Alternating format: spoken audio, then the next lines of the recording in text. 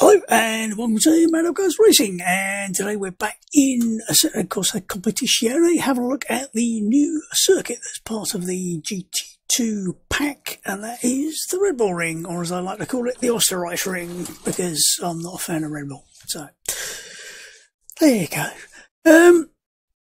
Yes, Österreich Ring as it was called, then it was called the A1 Ring, and then it basically fell into a bit of disrepair, wasn't used a lot, so it was bought by Dieter Streak from the billions he made selling a Thai energy drink in Europe. Not bad for a toothpaste salesman, was it? Right, let's have a look at it. It's up in the mountain somewhere, so I don't know if it has much of an effect in terms of height above sea level causing problems for normally aspirated cars versus turbos, because I'm not sure what they do in ACC with it. But we are going to be trying in the M4 GT3, because why not? Now, default, nothing messing about with. The only thing I've done since I was doing it around Silverstone the other day was I've reduced the cloud cover a bit because it was a bit cloudy. So it's probably jacked the temperatures up a couple of degrees, which may or may not be a bad thing.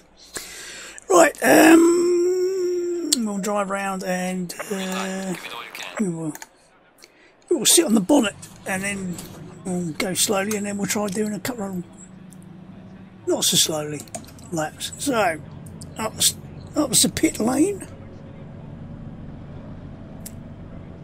We'll have to do a lap before we take turn one, because the pit lane exits after turn one. Grass is very green and quite long in that corner there. It needs cutting. Get the balls out to eat the grass a bit. Now, I'm not sure when the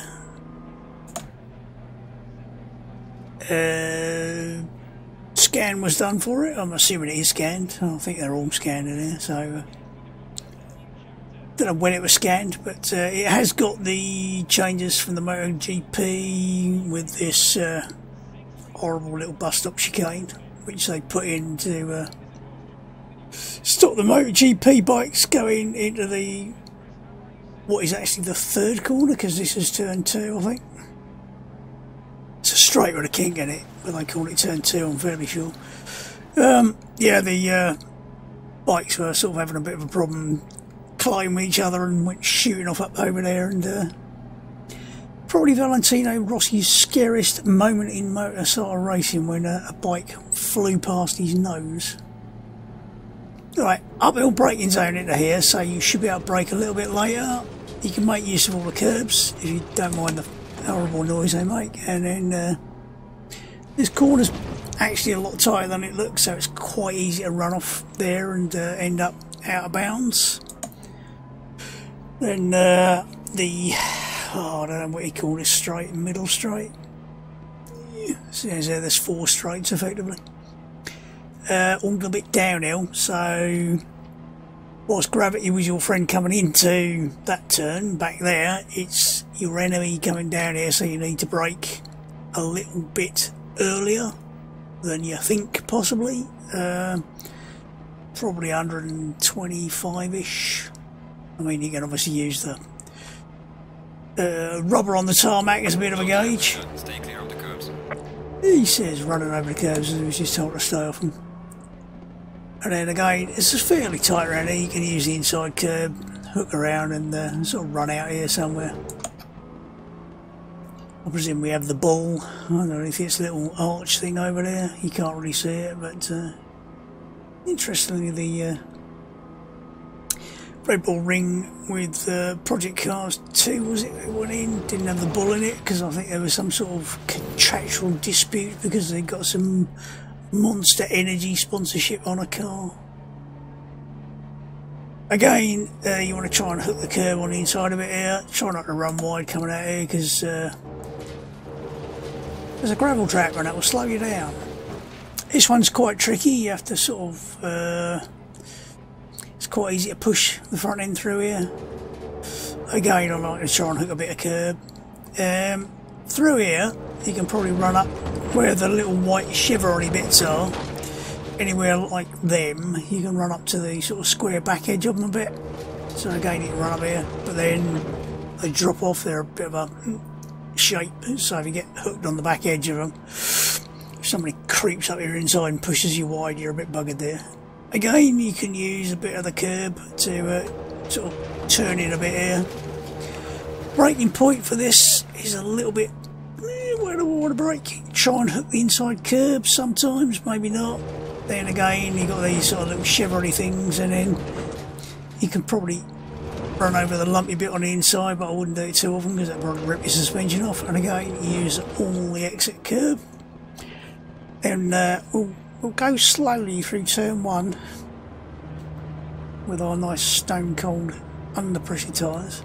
It's quite a short lap, about a minute and a half. That's one of the reasons why I think it's a waste of space for Formula 1, because they're doing 1:10 or something stupid, and there's barely any space between the cars. Again, you've got plenty of muck on the track to decide where you're going to brake. Again, you can use a bit of curb on the entry. There, try not to run over the orange lumpy bit, because if you get hooked on the back edge of it, it drags you about all over the place. So let's try and get a bit of speed up, and we'll get in the car eventually. That'll do, dash cam. So like I said, you can brake a little bit later up the hill. Always feels really cumbersome, that corner. I just feel like I want more steering as well. So you might want to adjust your steering speed to adjust for it. Like I said, a little bit earlier, going down the hill. Being a bit cautious because my tyres are still a bit chilly and under pressure. So this corner I always find is a bit of a pain in the arse, trying to work out where to turn in to get the best line. Like I said, you can try and run the inside curve a bit. This one as well, I always find a little bit easy to miss the apex, and then you can just let the car naturally run out to the curb.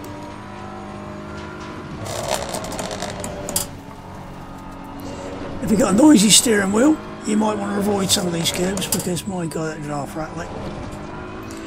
And then again, you can run out a bit wide here. Try not to get on the grass. Might take a couple of laps to get some appropriate temperature into the tyres.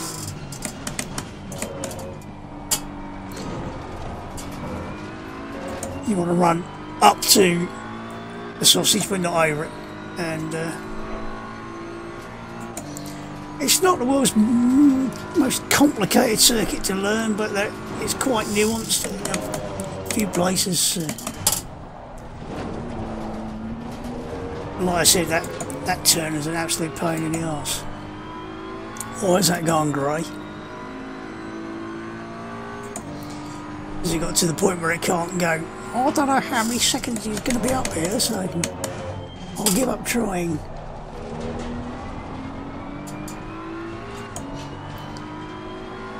Overall, it's nicely modelled.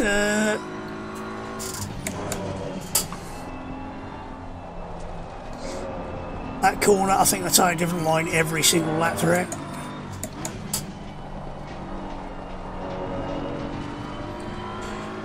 Interestingly, yesterday around Silverstone, I thought the best car was the Maserati by quite a bit. So I tried the Maserati around here, and I don't know what they've done to the default setup around here, but it was nowhere near as nice. You have to be really early on the brakes and sort of ease it into the corners. It doesn't like being thrown in.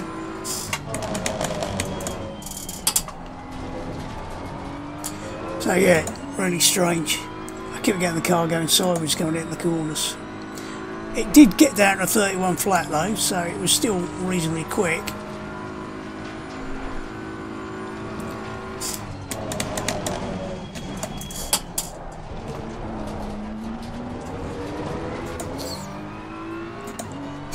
But it's very easy to outbrake yourself into these 2 or 3 corners and end up overshooting and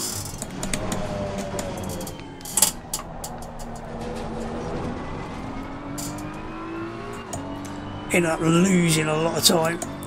Very difficult to make the time up.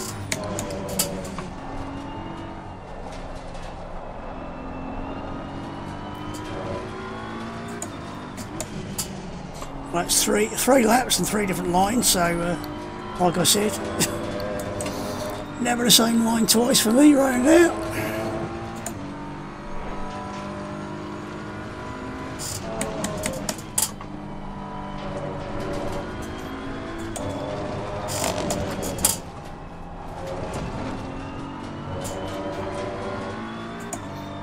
Shall I do one more lap, see if I can get down to 31 flat? Might be able to.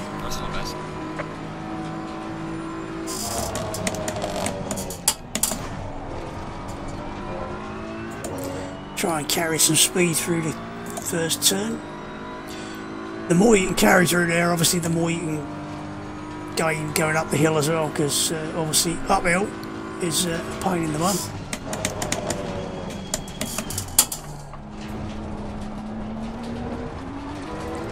And there you go. You gain it all in one bit, you lose it all in the next. That is the one problem with this circuit, because it's all about, all potentially about these late braking zones, or big braking zones, and try and brake late, which is not always the right thing to do by any stretch of the imagination, and suddenly you've lost a shitload of time.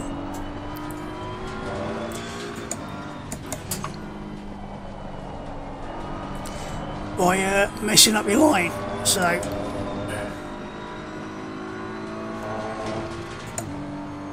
like I said, win a bit there, lose a bit there.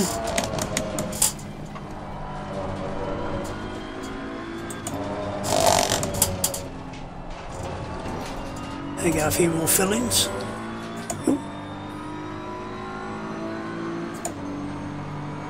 That wasn't a bad lap. So it would have been about 30.6 if I hadn't balls up the second corner. So yeah, I mean, it's nicely modelled. It's the Red Bull ring. I mean, it is what it is. It's the same layout as just about every other game now. So yes, I obviously had to add something for the GT2s, and that's probably the easiest one to add, because there's can't remember where else they race. Or was I looking at WEC? No, it was the WEC. I was looking at that races at some weird places. So yes, they've added the Red Bull ring. I don't know if they still are planning to get the Northcliffe in there. If they do, that'll be an interesting circuit to drive, but not necessarily to race. For this, at least you can race on it. It's all about the if you've got a car that's really good on the brakes against something that ain't so good on the brakes, it's quite easy to get past people on the brakes, drafting. Plenty of drafting up the hill, up here. If you can follow somebody out of this corner, you can usually draft them quite nicely. Assuming the draft is working quite well in ACC, of course. But yes, be interesting to see what other people think of the circuit. I don't mind it. It's not my favourite, but I think it's all a bit too many tight hairpins, too many big braking zones. Doesn't have as nice a flow as some of the other circuits, but there you go. Each to their own, as they say. Right, I'll sort out a replay. I don't know how long this has been. Fairly short, I should think, 15 minutes-ish, which for me is probably a record. So, for me for now, that's a quick look at the Red Bull ring. I'll just sort out a replay and then chuck it in the corner, and we'll chuck this up on YouTube, and you can all go, oh look, it's the Red Bull ring. Looks the same as everything else. Like I said, the difference between the GT2s and the GT3s around here, I tried out the Maserati, and it was pretty much around a 31 flat, same as I've done in the BMW. A few more laps, maybe a few changes to the why it felt so unsettled round here compared with Silverstone. I don't know. The KTM felt much the same round here as it did around Silverstone. So whether there's something a bit weird with the setup on the Maserati, who knows? But yes, it did feel a bit strange. So I also wanted to get a GT3 car because I haven't driven one for ages. But that's my excuse, and I'm sticking with it. So right, from me for now. Enjoy your racing, have fun, stay safe, etc. And I'll see you soon. Goodbye. Where's my button?